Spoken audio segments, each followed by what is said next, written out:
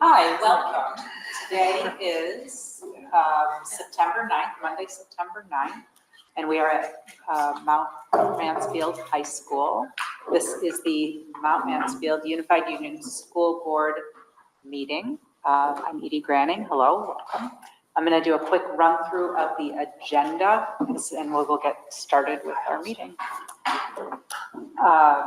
So we'll do a roll call, and Pat, we can't hear Pat, so Lisa's going to do a roll call for us. We have community comments after that. You want to notice, Pat? Yeah.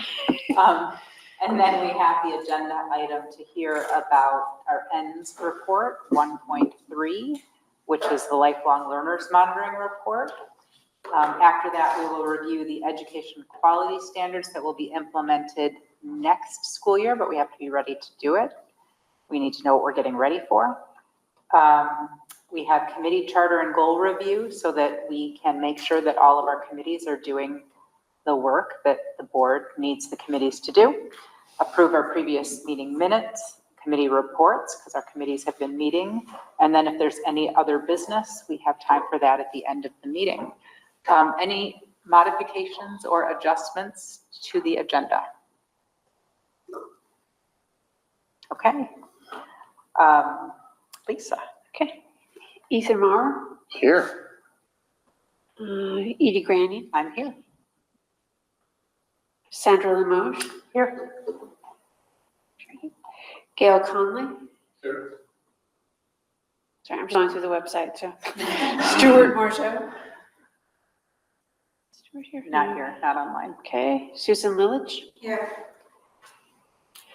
Thomas Firstel. Here. Tara Arneson. Present. Allison Conant. Here. Heather Chadwick. Here. Katie Nelson. Here. James Granzow. Here. Kevin Campbell. Good evening. I am here. And Gracie Batsey, is that still? Gracie is not. She Abby. graduated. She graduated. As Gabriel? Abby. Abby, okay. Abby's I not. don't see Abby tonight. We need to update the website. Yep. Great. Everybody get.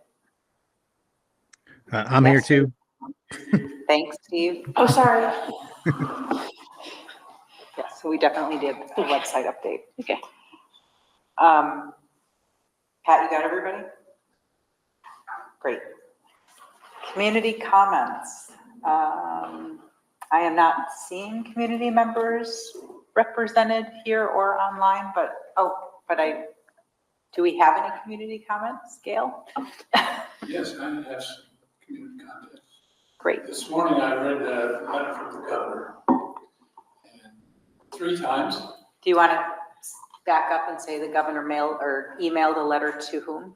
The governor mailed a letter to all school board members in the state, telling them, explaining to them how large a financial and budget problem school boards have in this year. I shared that letter with 2 citizens in the town of Huntington, and I can relate their public comments to you with a little flavor from me. And I think that letter was insulting and wrong. I don't know why the governor is trying to blame all the school boards and all the school board members on the failure of the state government to provide leadership for our schools. I mean, anyone can look at the financial disaster we had last year. That often the school board members were implied, or were part of the problem, but the reality was it's the state level funding that was such a mess, and it's still a mess, and it's a mess going forward. So I believe that the minimum the governor should do is send a letter of apology out to all of the school boards and all of our students, apologizing for in many years being in the governorship and still having a financial system that is chaotic and ridiculous. I think that's the minimum we could do. We also, as a board, I would suggest we ought to send him a letter that says, "We got your letter. Thanks." Because it is not helpful. It's worse than not helpful. two of my citizens suggested, if he wants to say something, we want to invite him to come to our town and visit with our second graders for all day, ride the bus in and ride the bus out, talk to all the teachers, and then go back home and decide what it is, what kind of advice he wants to give us. Otherwise, I don't think we should be paying any attention to him, and it's an extremely upsetting happening. So we don't do a back and forth during public comment, but we can pop this into other business and talk about whether the board wants to send a letter back to the governor. I have 2 or 3 letters that the board can sign on.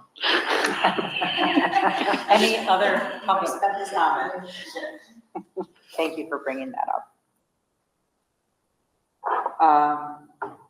John, we have a report on lifelong learners. So I spent the last few weeks talking to quite a few folks in our school community, and what are lifelong learners, and what are some indicators that we could use to show that we're making progress on this. Spent quite a bit of time with Mike, sort of unpacking it.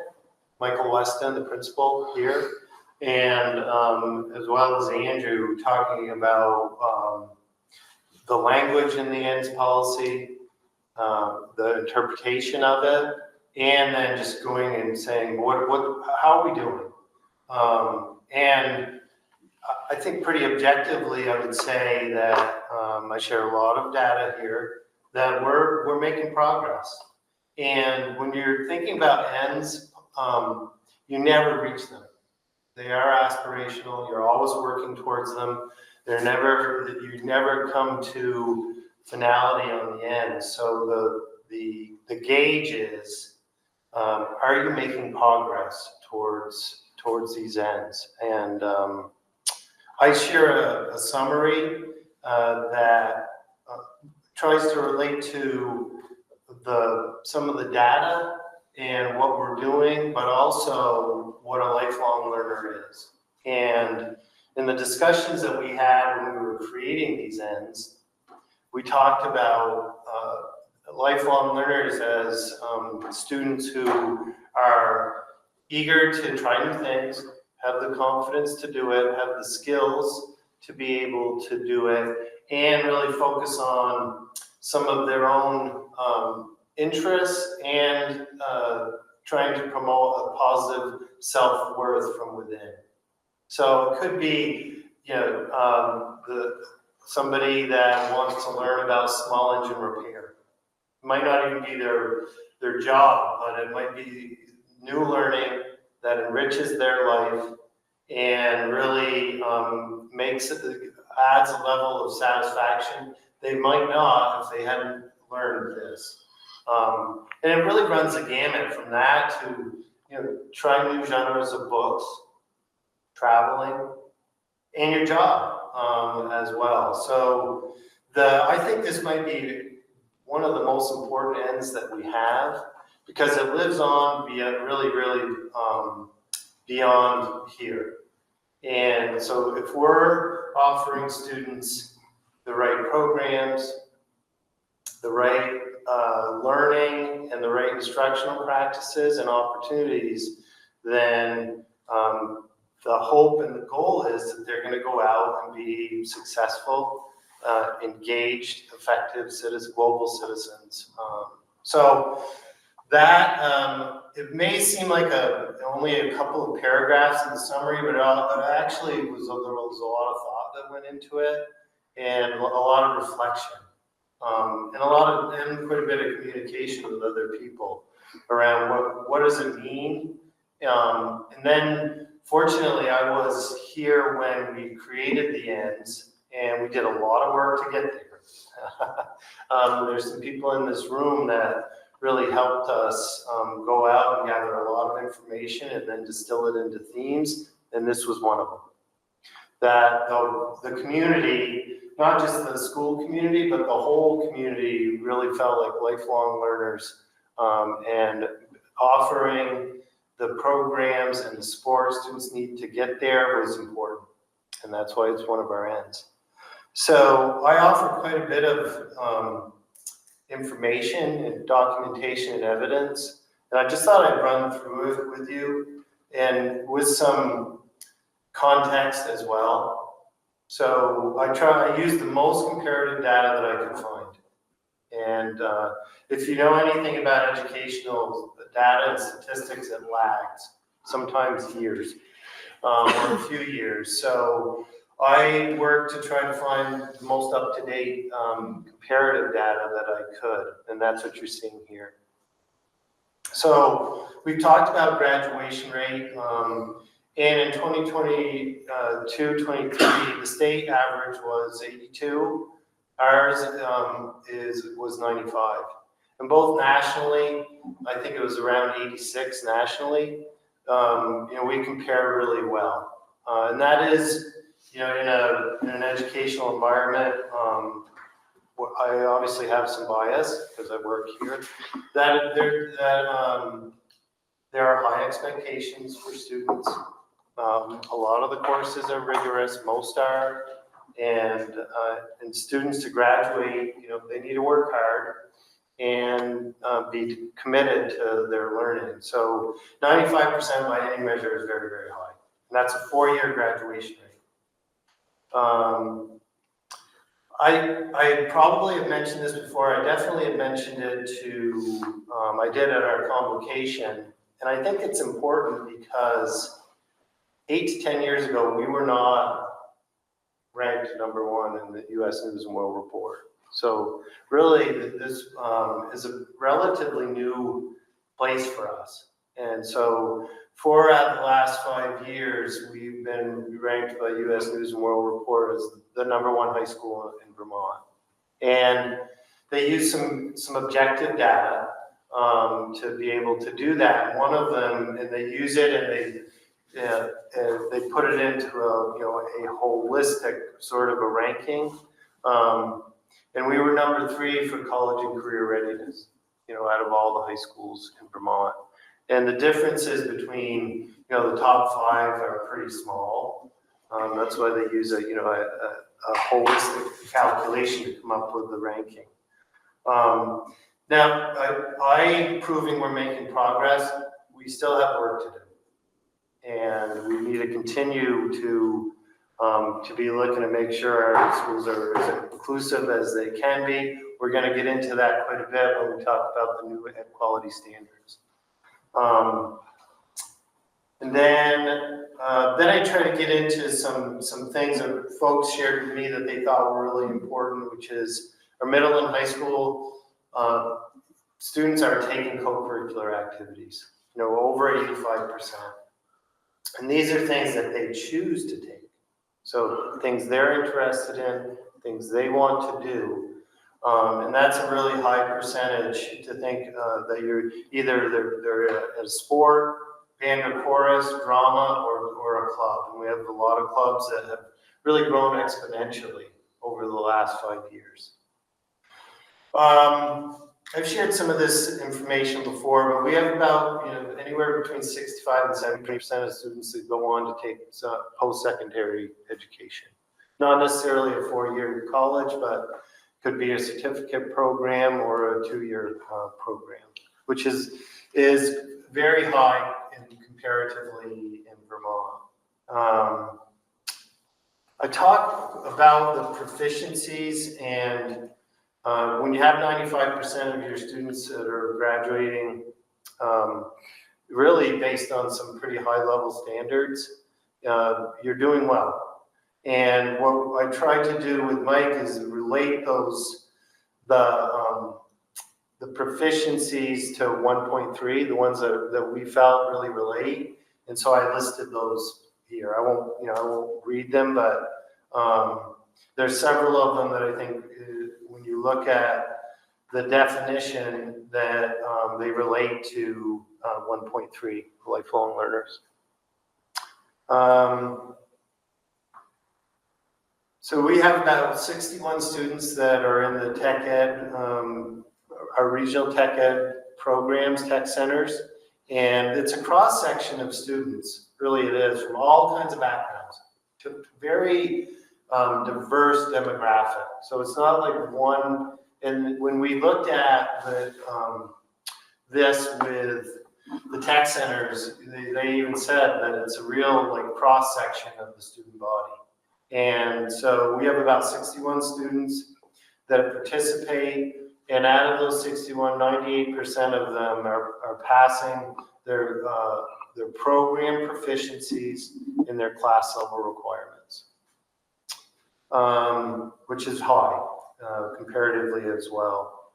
We do offer tech ed classes in middle school, which are very popular, and it gives students an initial view of what are some of the things that are out there that you might not be able to do math.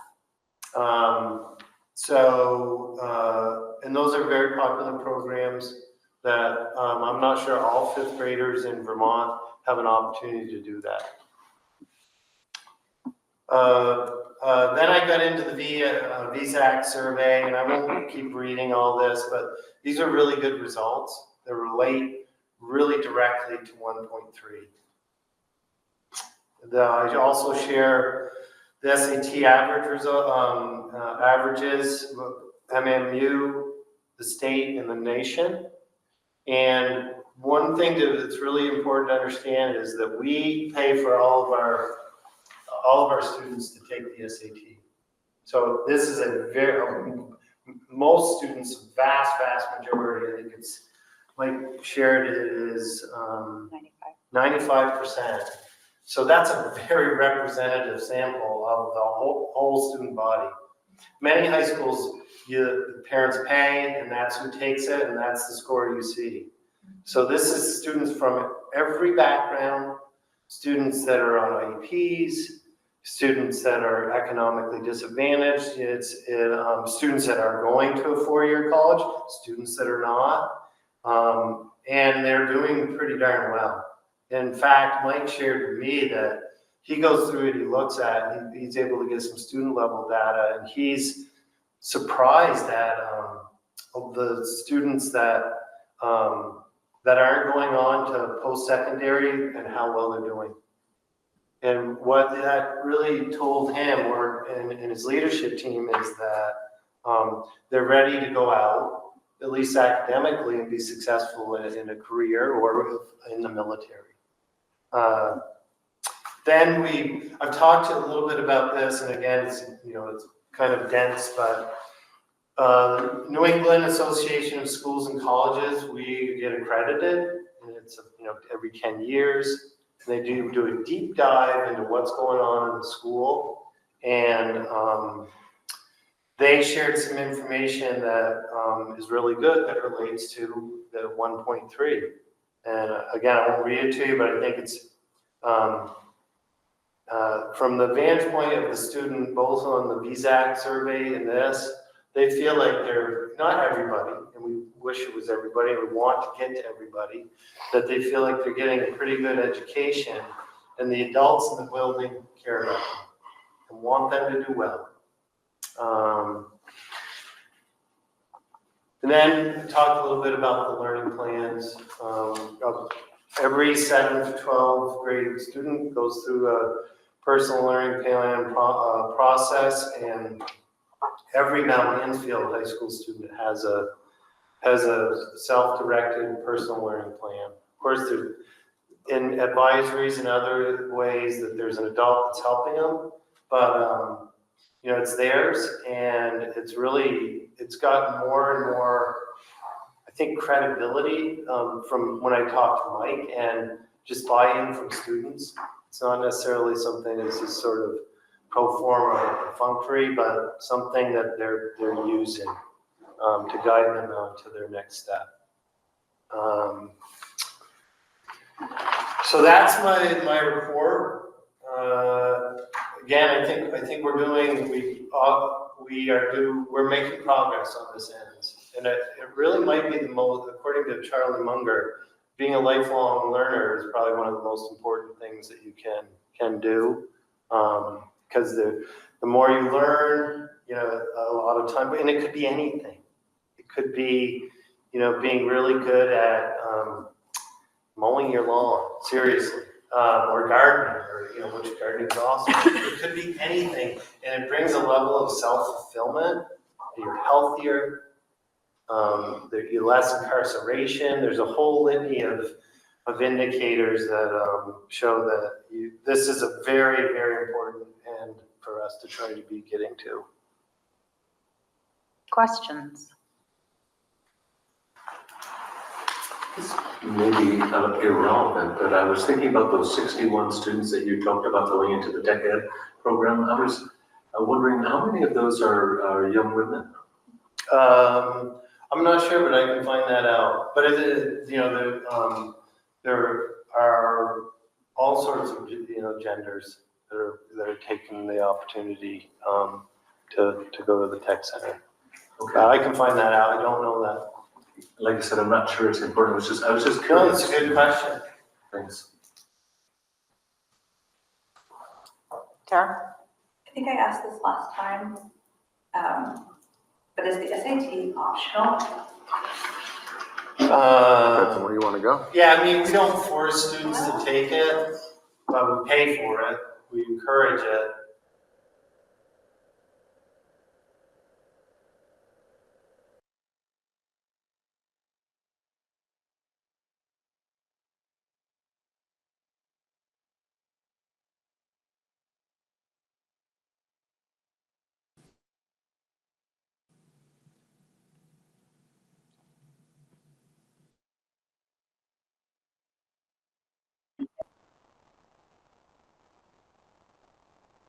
Knowing that a number of students, I don't know how many students at our high school are doing AP courses and then taking the exam, but I've just noticed in the last couple of years, I think more students benefit from the AP exams than they do from the SAT scores. Yeah, right now we're required to have a test, a standardized test, I see. and this is the one that we're using right Who now. requires that? The state's part of like our school quality. Because they're, It's really hard. it's part of the indicator of quality for the federal government and the state.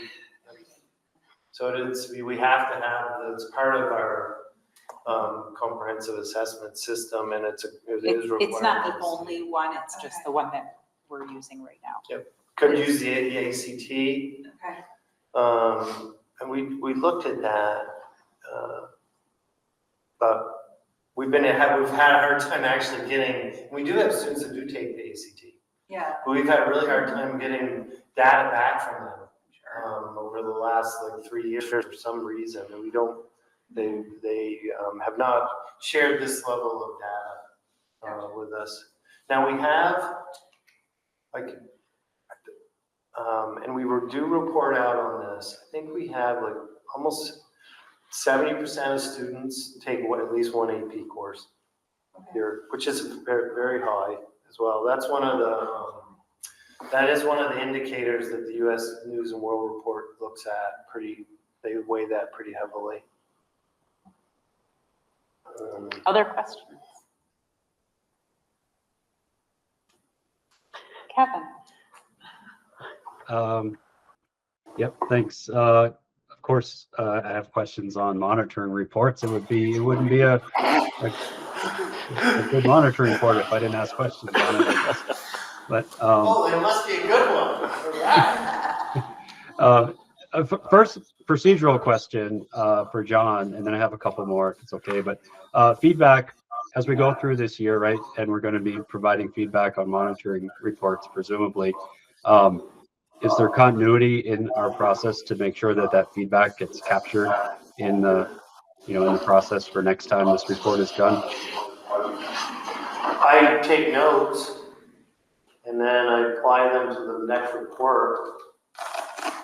Okay, so like yeah. So this feedback would be for obviously the next iteration, but I'll share it, and whoever's around may take it into account.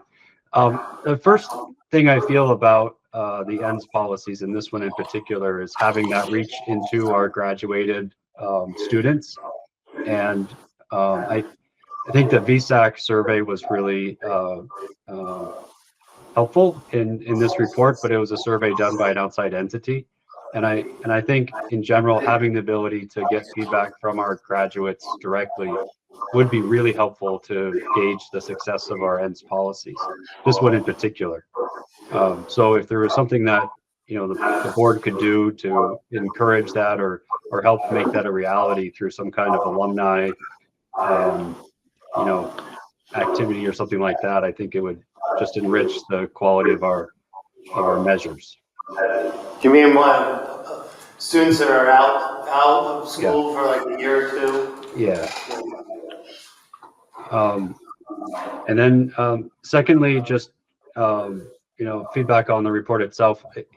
Verbally, we hear that we're making progress, but the report itself doesn't have any trend information on it. So I'm hearing that we're making progress, but as a reader of the report, standalone report, I'm not seeing comparisons to the last report. So you're only saying that we're making progress, but I have to kind of believe you in terms of how the report is written. So if we can use this report next time and do some actual comparisons, that would be helpful. This is the first time we've done this one. So then we're setting a baseline. All right. And I So thought, we'll be able to compare. why did Tara say I thought she asked the same question last time, but okay. About a different report. Different report. About it. Okay. Yes, I remember. All right.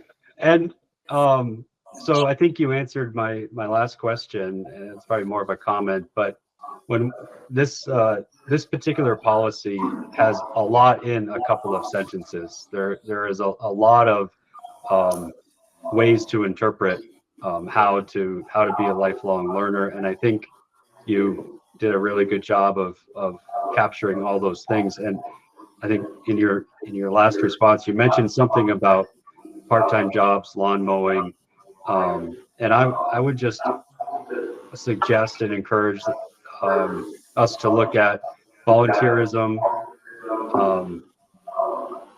part-time jobs, and internships as opportunities to encourage students to find their niche in life and kind of promote doing those things as part of their studies, and see if there's somehow we can even map PBGRs to those types of activities to really encourage people to think outside of the traditional classroom to find ways to learn and find their niche in life.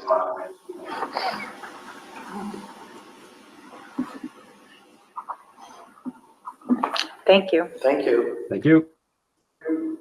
Other questions or comments? Ethan? So I really appreciate what Kevin was saying. I think I use maybe a different word, maybe service learning as opposed to volunteering, community service. Just I think there's a deeper connection that can be made there to a future endeavor. Some data that maybe you could add for a future report would be number of students that did dual enrollment. Personally, I'd rather see students do dual enrollment than do AP classes. That's not a particular preference, but I think we should at least know how many students are taking, and I think we could probably find out how many are successful. Every student is eligible for 2 free college classes in the state of Vermont. I'd love, this is again my sort of worldview, but I'd love maybe if it would be possible to see a copy of someone's BLP to see what a student is actually, or a couple of them, just as like tangible evidence to see what a student is creating through that process. If it is really a rich and valuable process, there's a way to portfolioize it, I don't know. And then just the last one, and you mentioned, John, just like the tech ed 5 through 8 being sort of the precursor, but the policy is all students, and there is nothing really about elementary, and that's a hard one, but it would be interesting to think about how we could, and I think about like the outdoor programming that most of the schools, if not all the schools, are doing as a way to sort of kick that in there. Like we're providing space for students to learn outside of the four walls, and they might find that, you drive by my house, I love mowing my lawn. But that idea of just being outside is another way of helping students see an alternative to a traditional school-based experience. Language immersion fits into that too. Yeah, that's a really good one. That's it. Yeah, thank you. I personally don't think that dual enrollment is a good way to measure this. I think that the data that we have show that our students who are more affluent are the ones that are using the program. And I think that isn't necessarily what it was designed for, or so just that's extra information on that. But we should, that's a little detail that I couldn't not say that. I think, I would just say that, because you had an opportunity to feedback, that's not a reason not to report it. I think it's important to give it context. I think that is a piece, I would say it's underutilized by every school district. And I think part of it is also that the state doesn't require schools to pay for it. It'd be a very different experience if they followed their original intent of making schools pay for it. The money comes directly out of the education fund. Right, but the original law sunsetted AOE paying for it. It was supposed to go back to the schools. And I remember my last piece is totally different. Kevin was talking about the alumni piece. I'd even just challenge us as an organization, that alumni network, and seeing a 1, 3, and a 5 year.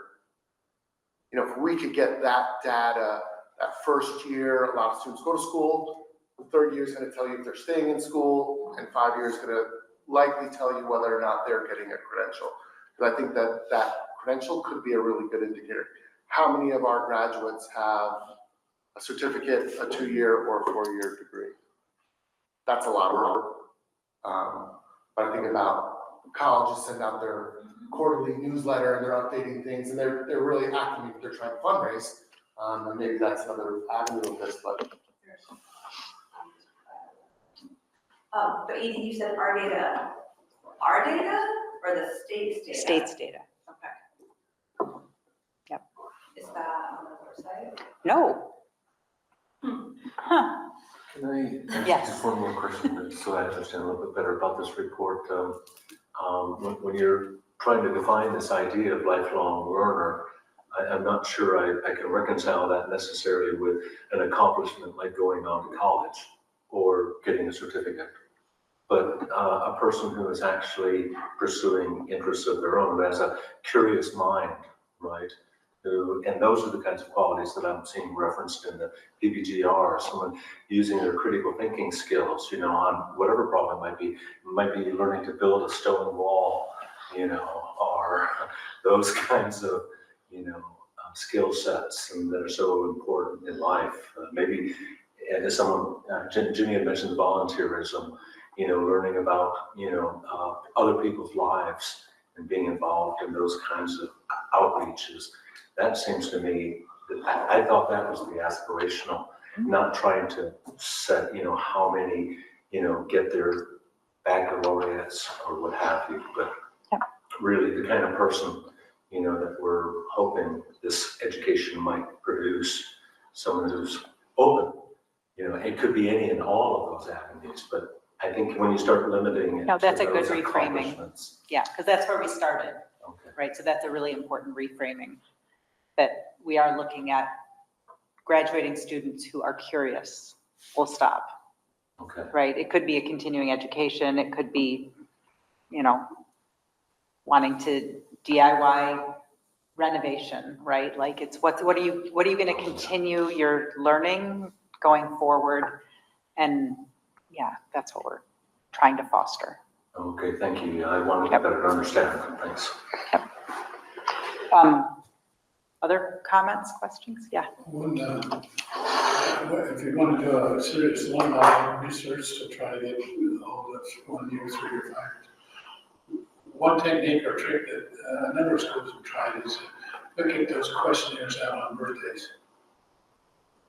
So if you've been gone from here for 3 years and you get a simple kind of questionnaire on your birthday, there's a much higher probability that they will respond.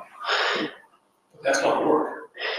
Yeah, I mean, there are lots of hurdles that we have. Like one of them is that we stopped the email accounts for students, and so they're going to have a new email account, right? So there are a lot of like structural things that we would have to fix first, and then yes, we can.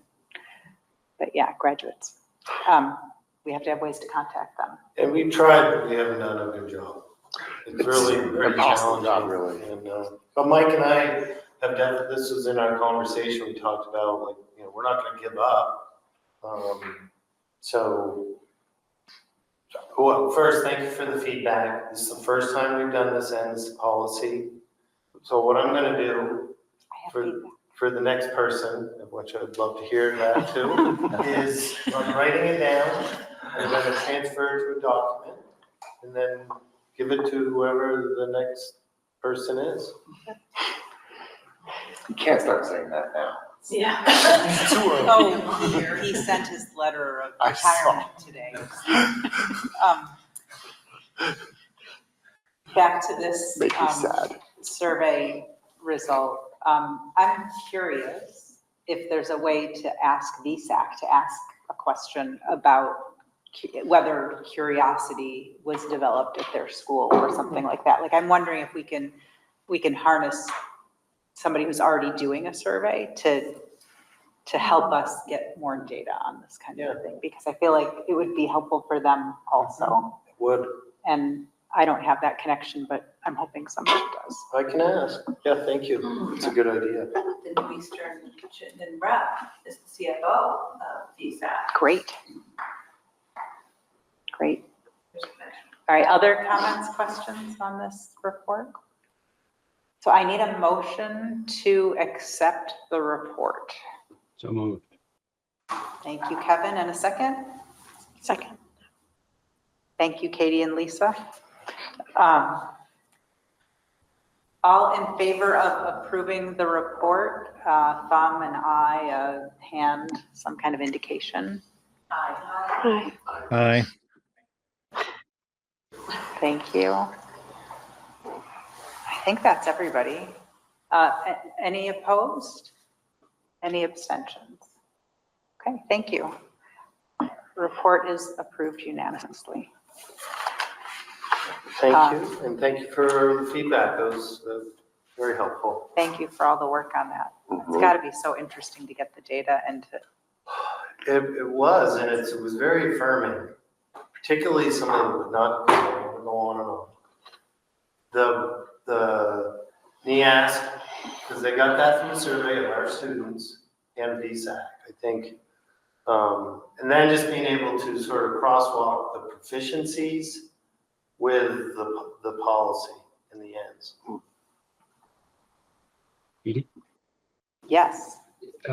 If I can just add 2 cents on the process we just followed while you're getting ready for the next one, but these for new members and just reminders, right?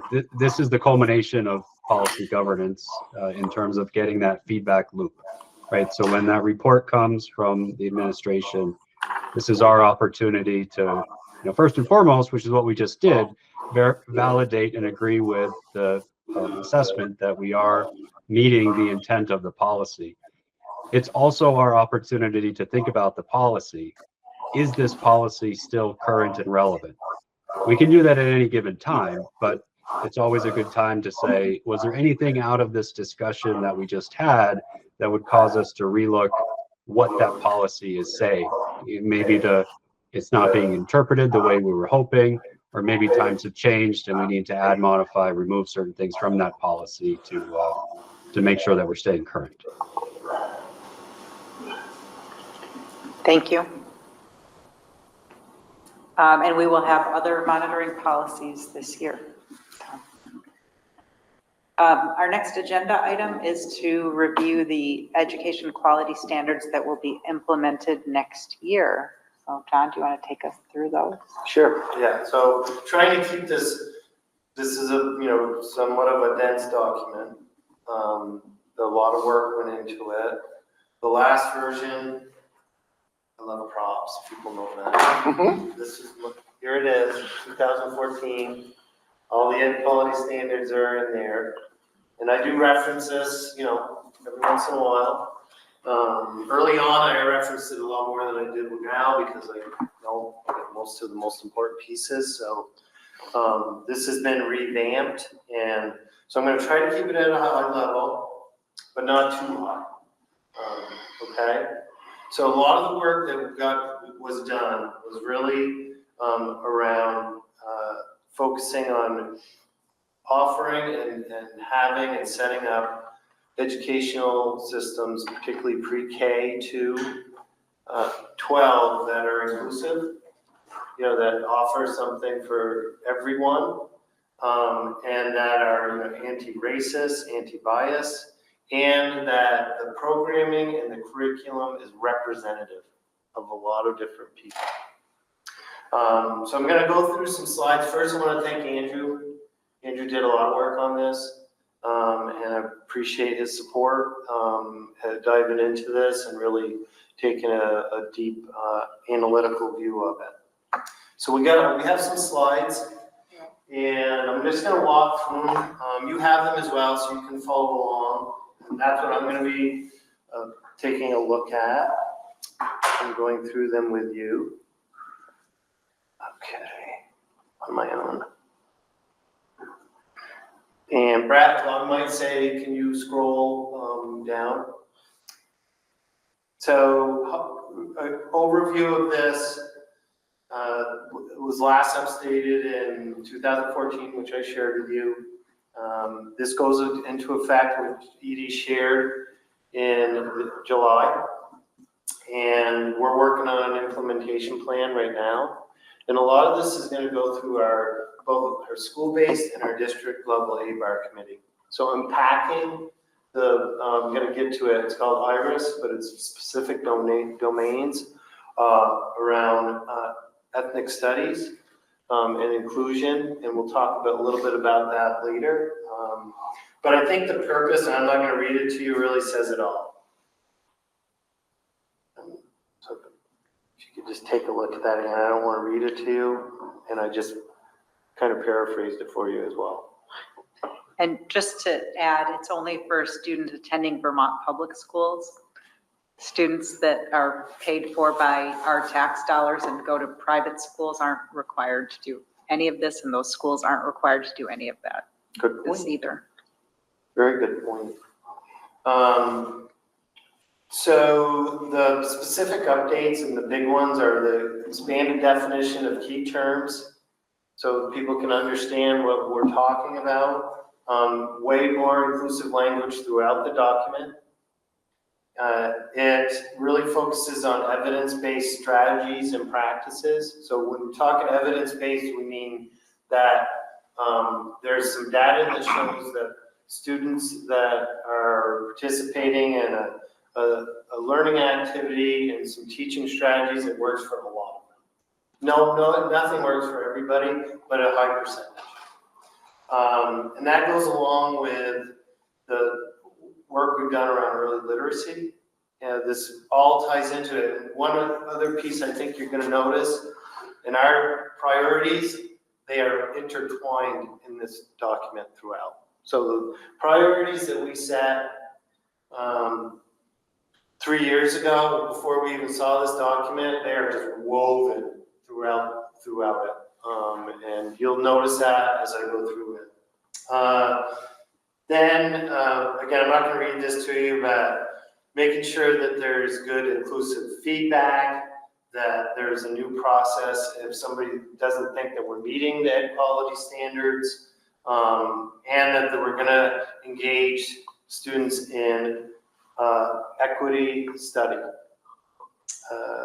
Talked about the non-discriminatory language throughout the document, but also, the charge that there's going to be non-discriminatory language, really embedded in everything that we do, including our curriculum, and referring to Act 1, which was a committee that got together that established a framework for teaching ethnic studies and inclusive learning activities, including critical thinking, contributions in history, both world and US, of different ethnic and social groups.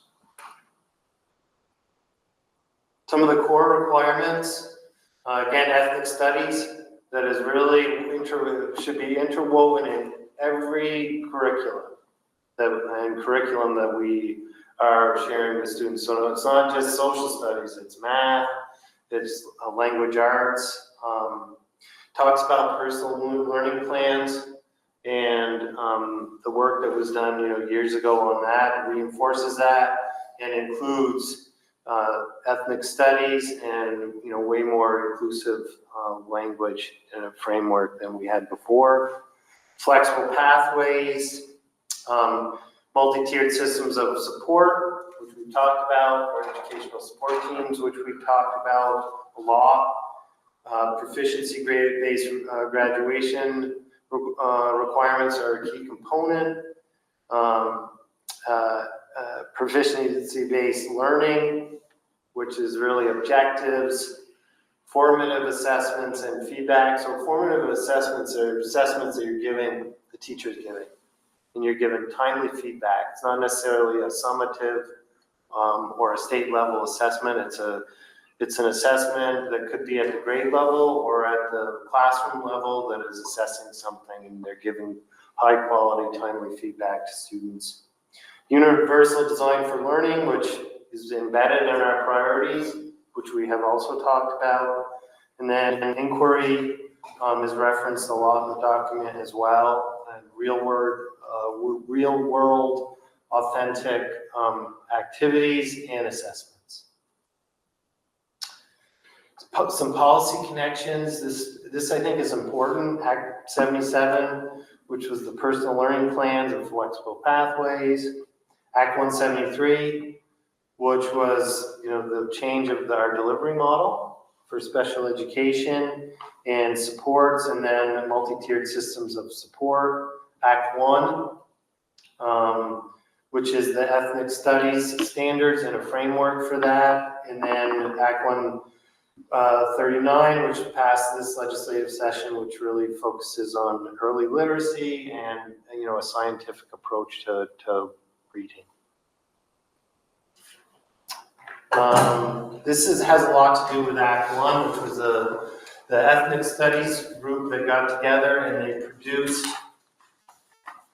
this, IRIS, which essentially it's an acronym for the 4 domains that are in the framework. We'll talk a little bit about that. Again, I don't want to read this to you because there's a lot of overlap, but our schools are required and should be committed to eradicating racial bias in the curriculum and any sort of bias in general that is in any learning activity that we offer students, and it's cross-curriculum.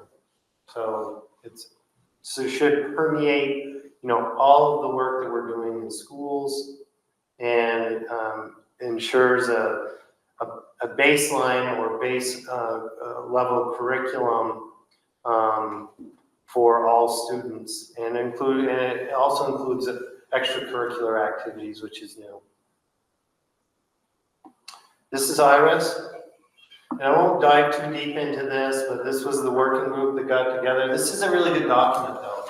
It offers some ways to achieve these domains and some of the principles in them.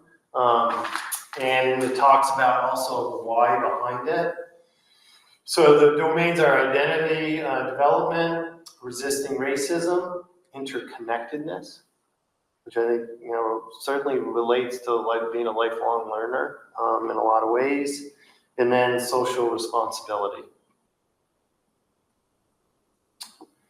The connections with the framework really focus on instructional strategies, and educators, and it even says shall be supported in examining their own identities and biases, fostering the learning environments that we just outlined in the previous slides, and then modeling that and setting high expectations for all students, and having flexible ways for students to show their learning and for us to be able to assess them. And this just continues with that, which focuses on the essential role of language acquisition and literacy, particularly for students that may be English language learners or have immigrated from other countries, and that we're really focusing on how we are going to support them and their literacy acquisition in a really representative and anti-bias, anti-racial way, and communicating in a culturally and linguistically responsive ways. So a lot of that has to do with translation and making sure that people that English might not be their first language, have the information that they need to participate in their a student's education. Quick summary. This goes into effect July 1, 2025. It is a statute, so it is required, just like the EQSs in 2014. The most substantial changes are really around in the instructional strategies and specific behaviors and practices that educators are going to need to implement in the coming years. This isn't going to happen overnight. It'll be iterative and progressive, but we need to begin now so that we can begin to implement in 2025. And then just talks about quick summary on Act 1, and the ethnic studies is a requirement that is, again, cross-curriculum. Should be part of what we're doing in all subjects. Before I open it up to questions, can you talk about how this is different from what we're doing now and the barriers that you see in getting this implemented in our district? Well, I would, when I look at it, we're doing a lot of the things that they want. I don't see a lot of barriers other than time. And doing this and doing it well. I think people are going to need to have some real life examples of what it would look like in a second grade math class. So I think time will be the biggest hurdle in doing this and doing it well. I don't foresee a lot of the ABAR work that we've done sort of sets us up to be able to do this, but it will take time, and it won't happen overnight. Comments, questions? John, I'm curious what your sense is of how the educators in our district are perceiving this. And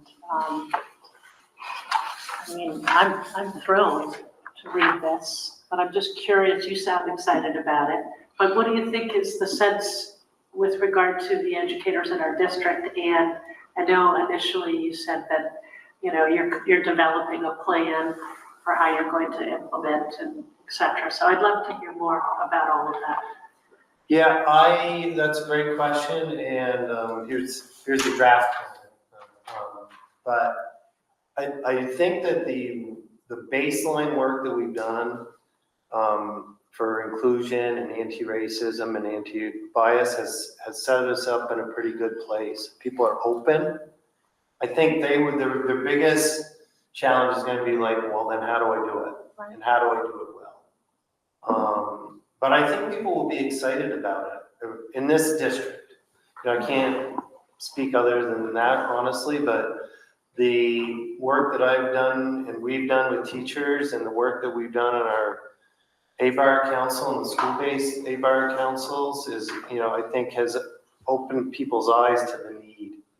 And they're kind of hungry, I think, to get into this work. And it's a great focus for our ABAR committee.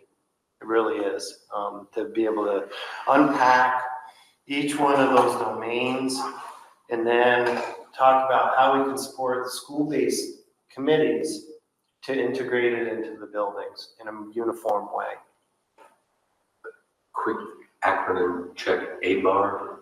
Oh, anti-bias, anti-racism, that's our committee. Yep, sorry. Okay, so It's a good call. Very good.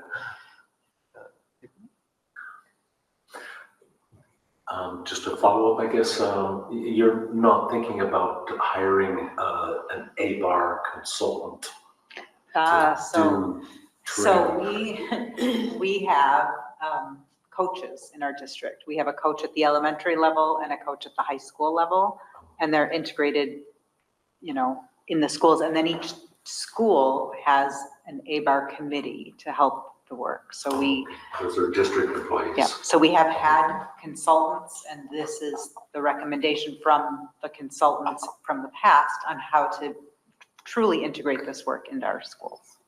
Yeah, this is a really good thing because it'll give them a real intentional purpose that this will guide the work that we do for the next, 5 to 10 years.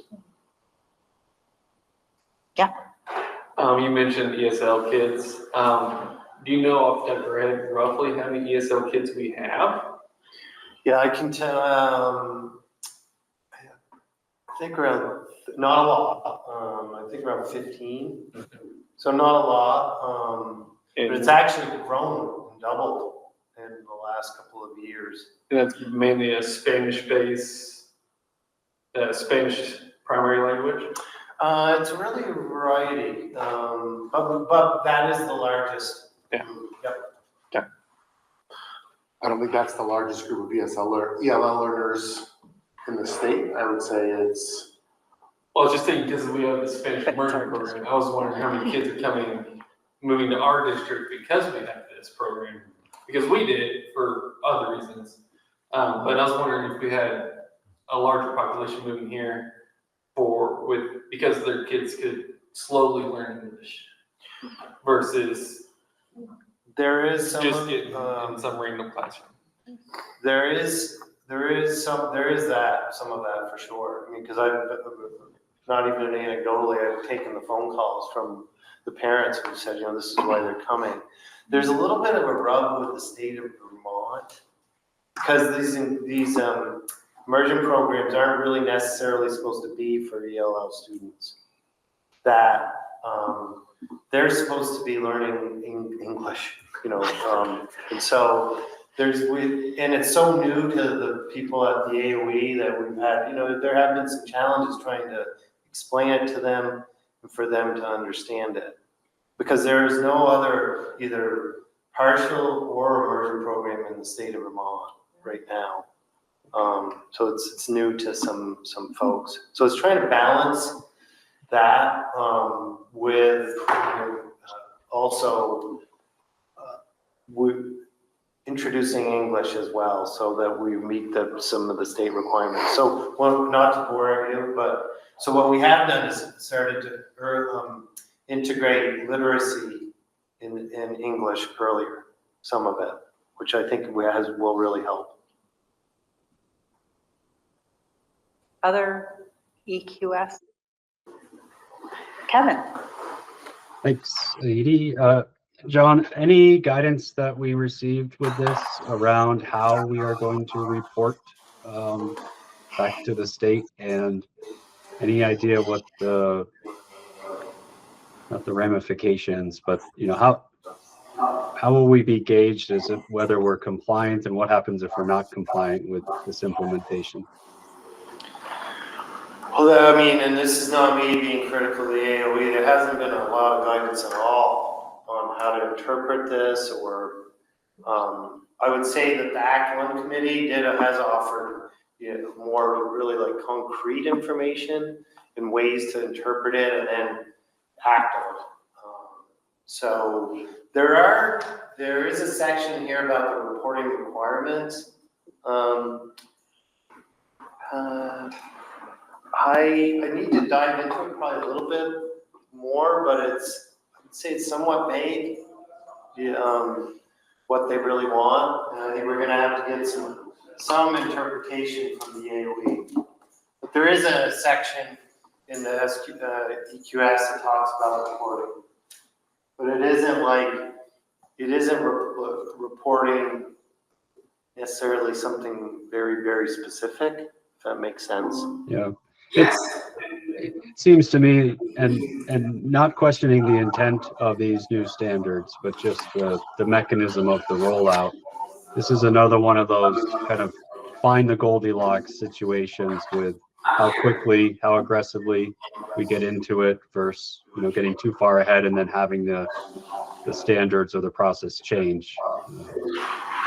Given, where we've had in some similar areas in the past. Is that fair, John, or do you see this differently?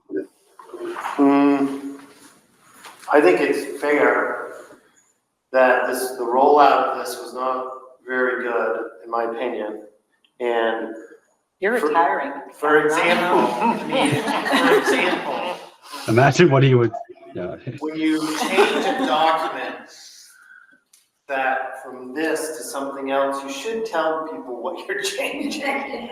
We literally had to go in and figure it out, which takes a lot of time and a lot of effort. I think the underlying principles of this will be good.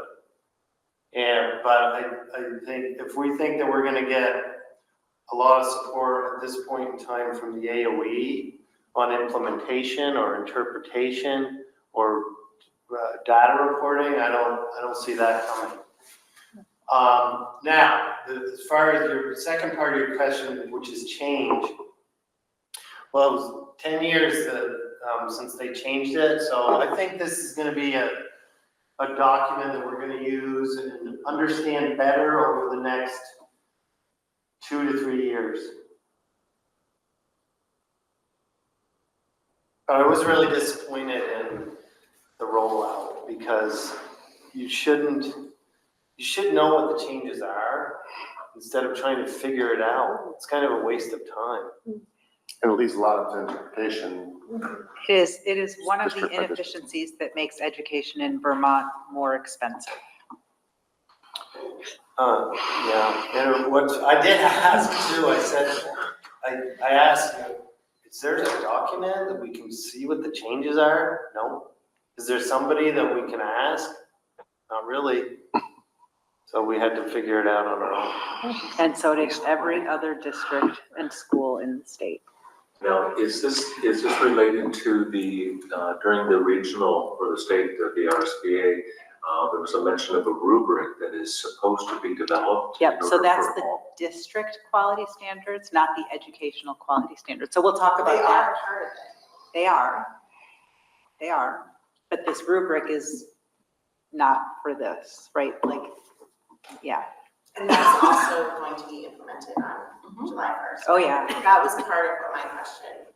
So ask your whole question. My whole question was, am I correct in understanding that there are also district quality standards that are, we just had the regional meeting and learned a lot about those, which really, at first when you started talking about this, I was confused because there wasn't a lot of talk about IRIS or any ABAR concepts. So I didn't understand that there were also educational quality standards that would be implemented on July 1st as well.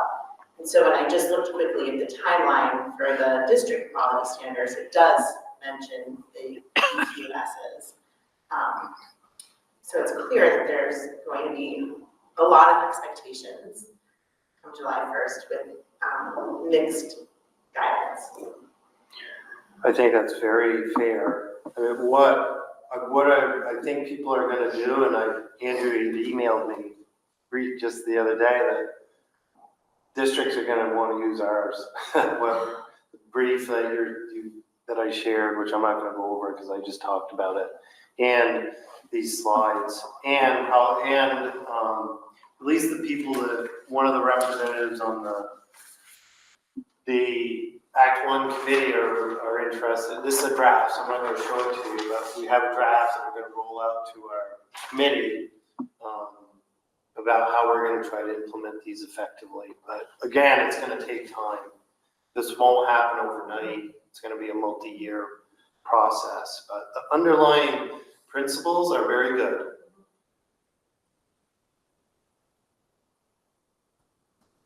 Other thoughts, questions? So recommendation, if anybody has the opportunity to go to one of the listening tour stops that have not yet been announced, that the new Secretary of Education is having across the state in her first 100-ish days, this would be a really important topic of conversation to bring up. Well, I've done a lot of talking. Are you ready for us to move on? And listen. Thank you for that, John. That was really helpful, and it's good to know that we are not running to catch up so much on this one, and I'm sorry that it was so much work for you and Andrew to decipher all of that. Tara is a board rep on our committee, so we're going to be diving deep into this, over this whole year. Okay, our next agenda item is the board committee charters and goals. So we have right now 4 board committees. I'm going to put it out there that as part of policy governance, committees are supposed to be temporary ad hoc. We have not been doing our committees that way, and we will be looking to see how we can do that as we go forward. But for the rest of this year, we're not going to make changes to these committees at all. We're going to keep going in the direction. And as it turns out, this year we really need these committees. So that all fits really well too. So just to talk about the, Brett, if you wouldn't mind pulling that up, the charters or charges for the committees, just to review them as a board, to make sure that we as a board still want a committee to do this work, or if we want to pull any of this work back to the full board.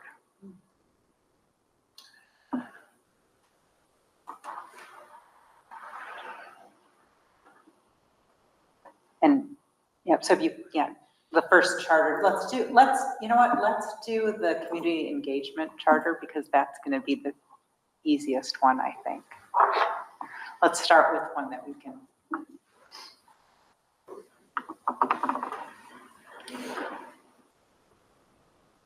Maybe we'll do finance next. That's, I think, going to be the hardest one. Coordinate the board's work to maintain the linkage between the community and district to represent the informed voice of the community. So. Yes, I sent you an email this morning. You did? Yeah.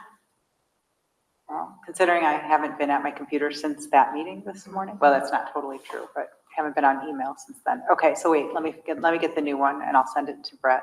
Or do you want to send it to Brett? And we'll do a different one instead.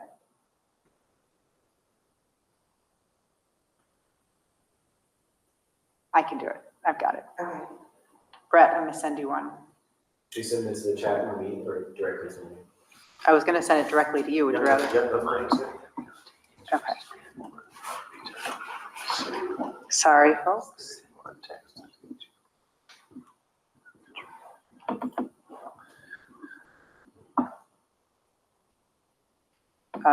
Katie, you might have to make him a. I think it says anyone with a link can Great, have access, no sign-in required. great.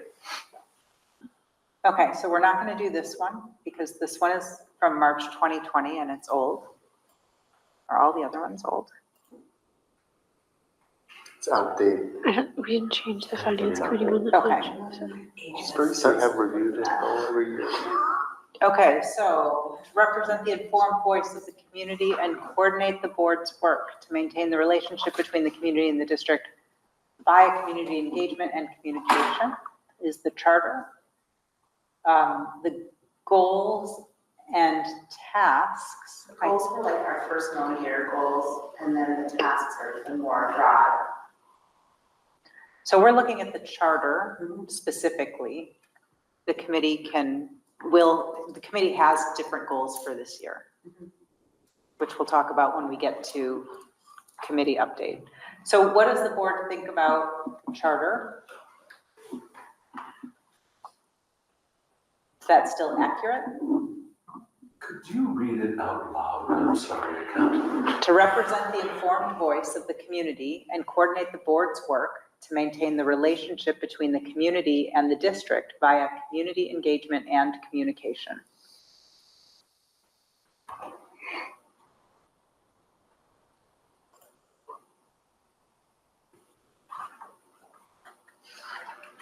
I think that we're looking at goals for 24, 25 that are specifically related to superintendent search and budget.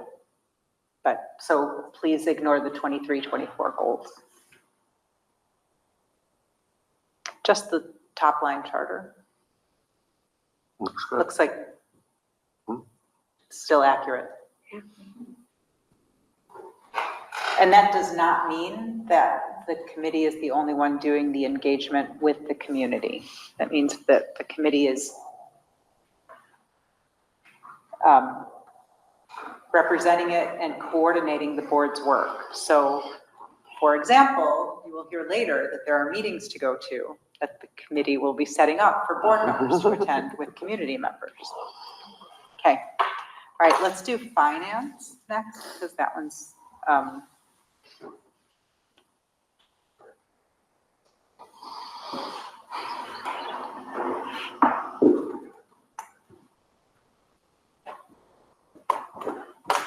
I can see Brett scrolling along over there, so.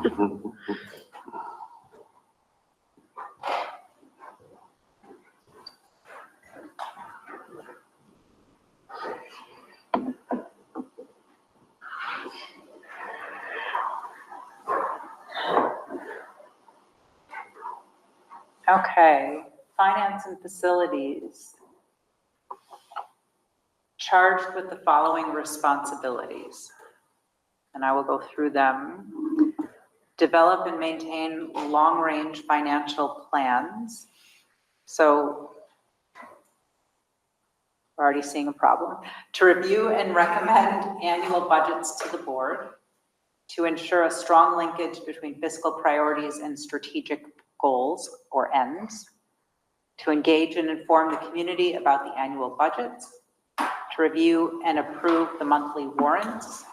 To review the monthly fiscal status reports provided by the administration, to review mid-year and year-end projected spending with the administration, to review and approve unbudgeted purchased goods or contracted services over $50,000, to review and approve tax anticipation note and annual audit, to review financial actions such as the use of capital reserve fund brought to the committee by the administration and to recommend actions to the board, to review actions relating to the use of facilities brought to the committee by the administration and recommend actions to the board, to provide a monthly report to the board on the actions and initiatives of the committee.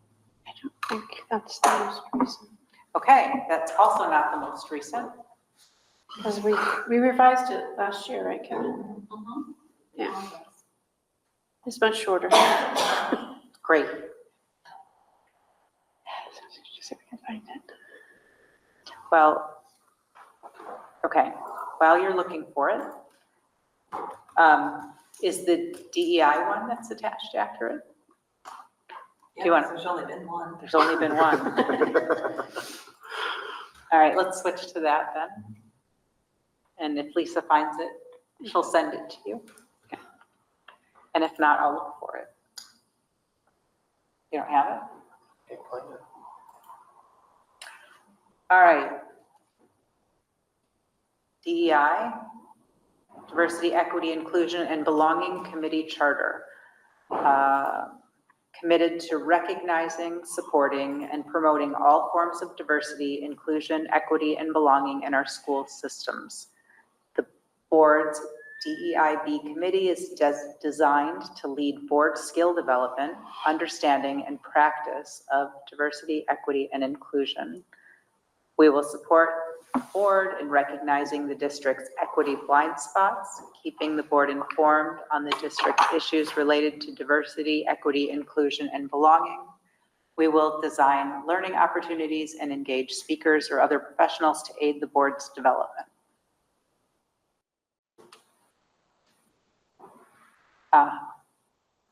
He might have popped a charter. Yeah. Okay, so,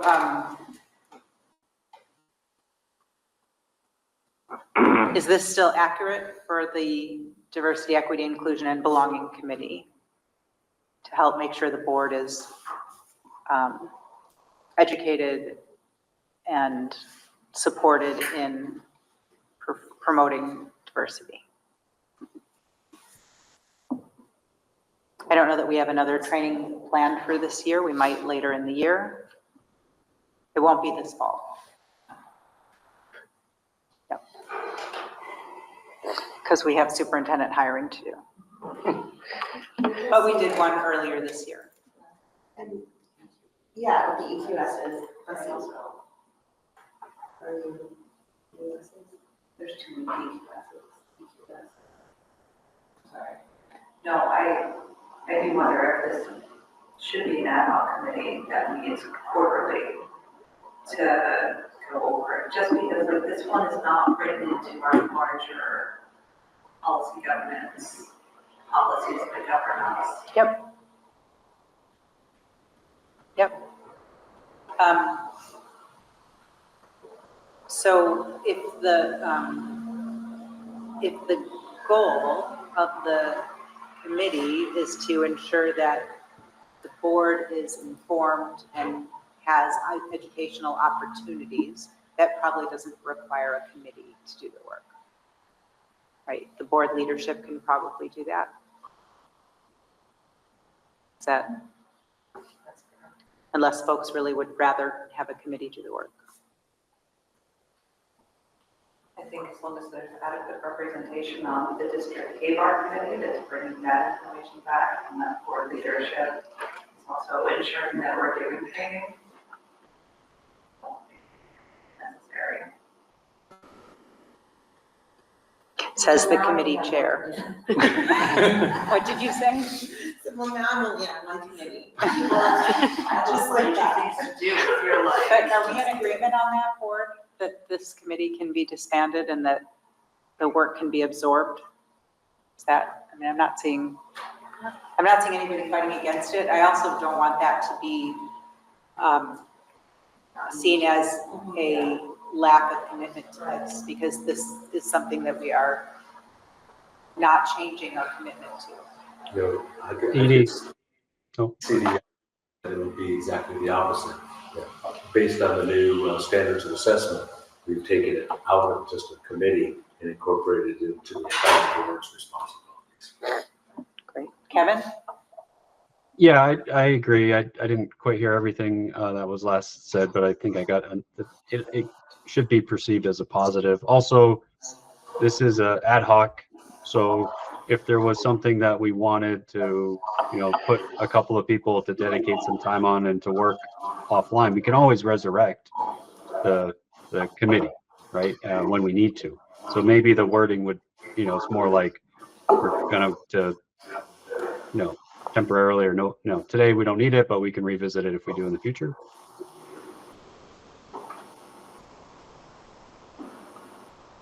I think that all makes sense.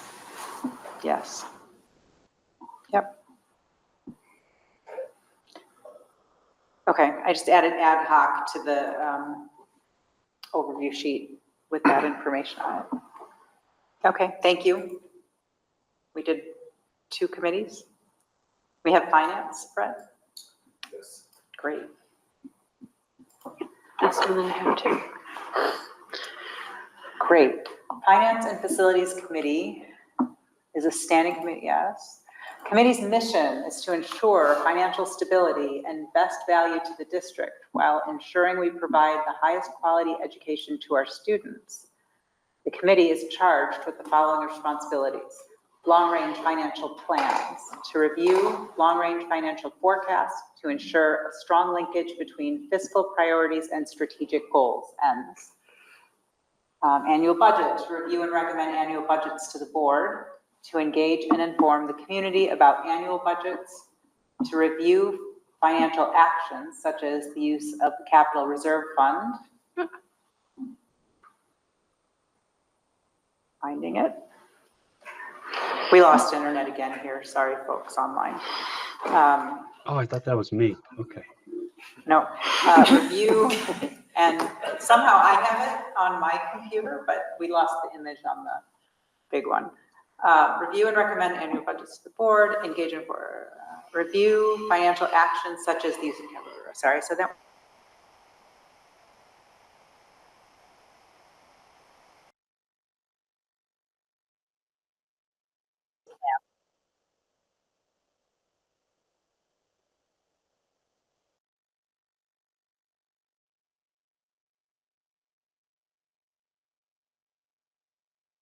And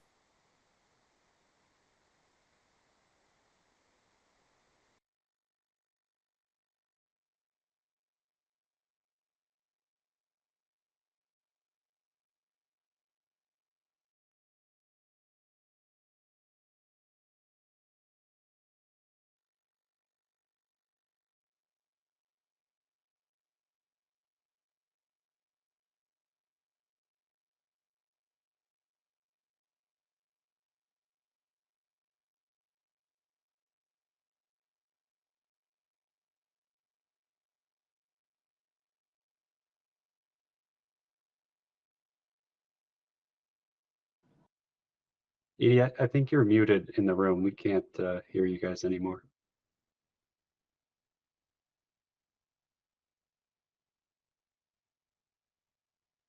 It is, I think. work. Yep, we got you now. You can hear us now. Can you read the whole document again, please? How did I know you were going to say that? You got your face on that. Good thing it's on the screen and I know you all can read it. So what I said. Wrote it. What are you talking about? Memorized it, yeah.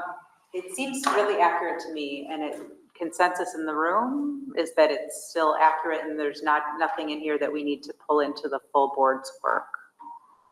I mean, I trust the people on the committee, if you guys just remove it, I think. More of like just a procedure question. I don't know which one it was, but on one of the other charters, it had like edited in the years that happened. I thought that was really nice to see, and it also gives us a I can add that tracking to mechanism. this, yeah. That would be great. Can I ask a quick question too? I think I'm still looking at the older one, but does the new one have something about the engage and inform the community about the, just to clarify for me, being on the community engagement, and this is information, why doesn't that fall into the community engagement information? It does. It does, and so we could also look at the tasks for the community engagement. I think it does clarify more what the role is. One of the tasks is to, like we talked about this morning, let's see. I'll answer that. Yeah. I'll answer that in a short way and then Katie will give us more. One of the meetings that the Finance Committee does is a full engagement meeting with the community on the budget. So it's designed to be a back and forth meeting and not just a we present with opportunity for community comment. Okay. So that makes sense. And then, yeah. One of our tasks is to coordinate district-wide events in collaboration with other board subcommittees or as requested by the board. And so when those meetings happen, we work together on communicating about that in different, and all of the sources that we have, the newspapers, all of the things we talked about this morning. Okay, thank you, Katie. We have talked about this briefly, but it'd be nice, I think, also to maybe, the main change I would have would be to somehow, not as much as I love listening to John spiel about the budget, that maybe he doesn't need to do it quite as often, and that getting the board a little bit more involved overall in the early stages to understand what's there would be good. Since this will be another challenging budget year, and we're all gonna have to answer questions about it. And I think that's an important point for people who are new to the board, and as a reminder to everyone that we can all attend each other's committee meetings to learn more about what is happening, so that we can all be more clear in our communication about the subjects at hand. So, and we can always go to one of our finance committee meetings. Or watch the recording. Yeah. Or watch the recording, yeah. And early morning, our meetings at 8 o'clock. Hey, we're not. Second. All right, Fred, if you could pull up the Human Resource Committee, that would be great. Fair.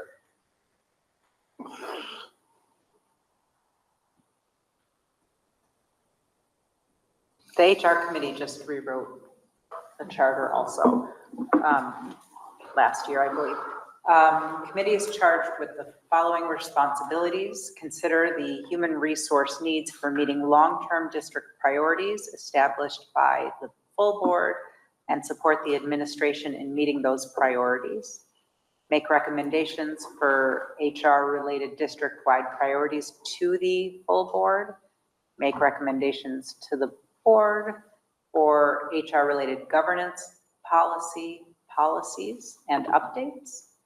Ensure a strong linkage between HR priorities and long-term district goals. Collaborate with the administration to develop guidelines for union contract negotiations, consulting with an attorney as needed. Recommend union collective bargaining agreements to the full board for approval. Take the lead role in superintendent evaluation, hiring, and contract negotiation. Recommend superintendent contract to the full board. Did that say policy? No. Policy governance instead of governance policy. Yeah, that makes sense. Yeah, that doesn't make sense. Governance, policies, policy governance, that's the real kicker. Kevin.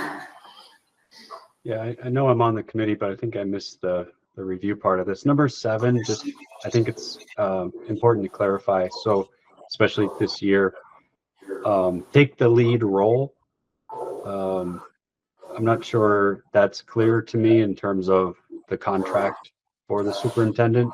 Is that giving authority to the HR committee to actually agree to a contract, or is that still with the board?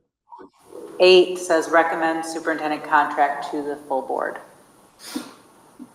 Okay, so number 7 is then 7 is develop and yeah.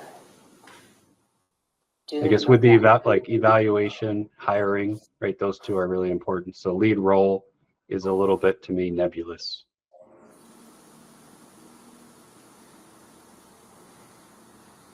I think we're still recommending, right? Yes.